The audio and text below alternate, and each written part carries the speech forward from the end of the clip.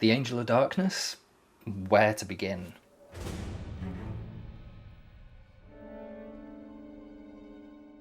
There are so many aspects of this game that I consider great.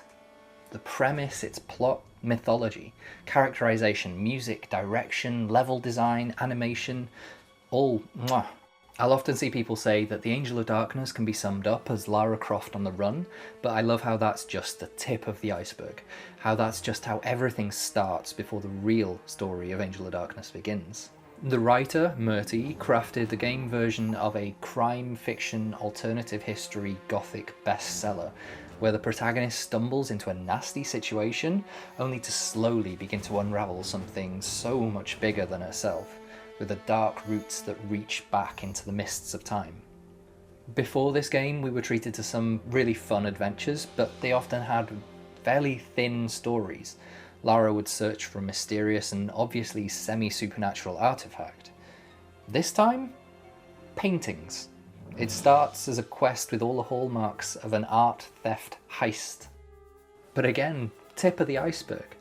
The paintings contain pieces of an ancient artifact wielded by an immortal diabolical alchemist, a serial killer who lived for centuries exacting revenge and fighting a war that raged in the shadows of history. Needed this all while in pursuit of a quest revolving around an ancient and very nearly extinct angelic human hybrid race.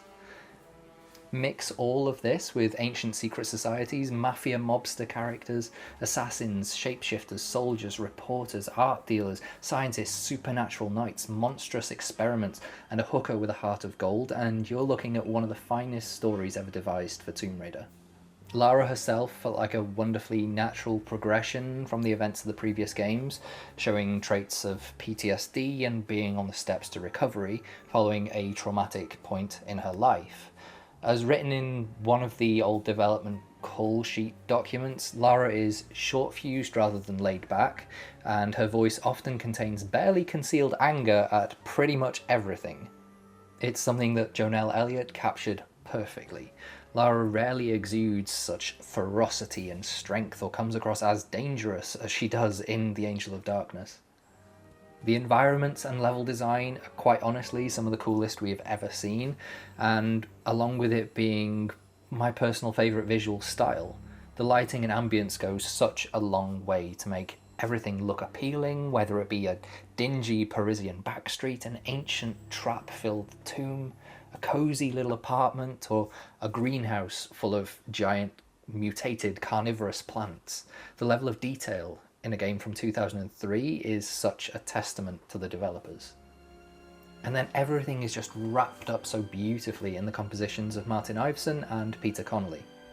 The music has always been a strong point in Tomb Raider, and it's commonly said that AOD has some of the series' best music, and I'd agree with that. It's by far my favourite Tomb Raider soundtrack.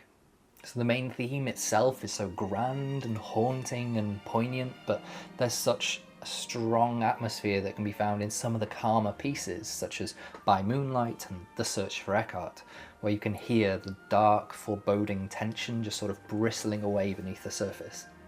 The music they crafted for The Angel of Darkness is just the perfect companion to the environments, to the characters, to the mood, and to the feel of the game. It's just so well made. So there's just so much to love about this game. Even unfinished, there's a wealth of good stuff to get hooked on. And in a very strange way, that little fact gives it life beyond the game on the disc. Years of fans poring over concept art, excavating game documents, uncovering new story elements, investigating mythology behind the game.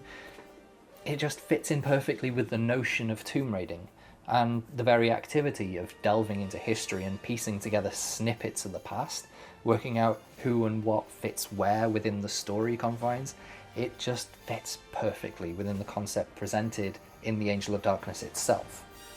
The concept art is AOD, the deleted scenes are AOD, the missing pieces, fan art, fan-made music, design documents, stories, and more, they're all part of The Angel of Darkness, and to me, that's its legacy.